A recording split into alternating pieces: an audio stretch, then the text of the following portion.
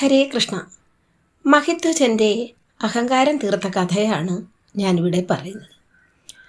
ഭരതശത്രുഘ്നന്മാരെയും ഹനുമാനെയും നേരിടാൻ മഹിധ്വജൻ പാശുപതാസ്ത്രമെടുത്തു. അതിൻ്റെ കിരണങ്ങളേറ്റ് ലക്ഷ്മണ ഭരതശത്രുഘ്നന്മാരും സേനയും നിലംപതിച്ചു. പക്ഷേ ഹനുമാന് മാത്രം ഒന്നും സംഭവിച്ചില്ല. ഹനുമാൻ ശ്രീരാമനെ ധ്യാനിച്ചു. ശ്രീറാം, ജയറാം. തക്ഷണം ഹനുമാന്റെ നെഞ്ചിൽ തട്ടി പാശുപതാസ്ത്രം അപ്രത്യക്ഷമായി. വീണ്ടും ഹനുമാൻ ശ്രീ ജയറാം എന്നുറക്കെ ധ്യാനിച്ചു. അപ്പോൾ ഇനിയും തിരിച്ചാക്രമിച്ചില്ലെങ്കിൽ ഇവൻ്റെ അഹങ്കാരം വർദ്ധിക്കുകയുള്ളൂവെന്ന് ഹനുമാൻ നിശ്ചയിച്ചു.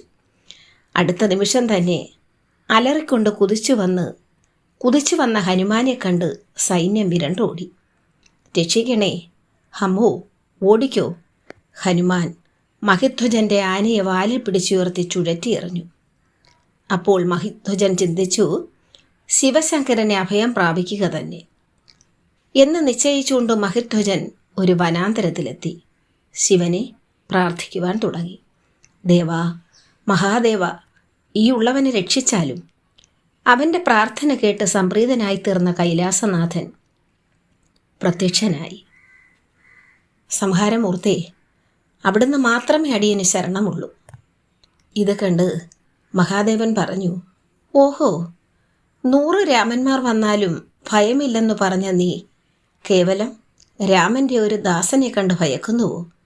മഹാകഷ്ടം തന്നെ. ദേവാദിദേവ, പ്രതിയോഗി അത്രമേൽ ശക്തനാണ്.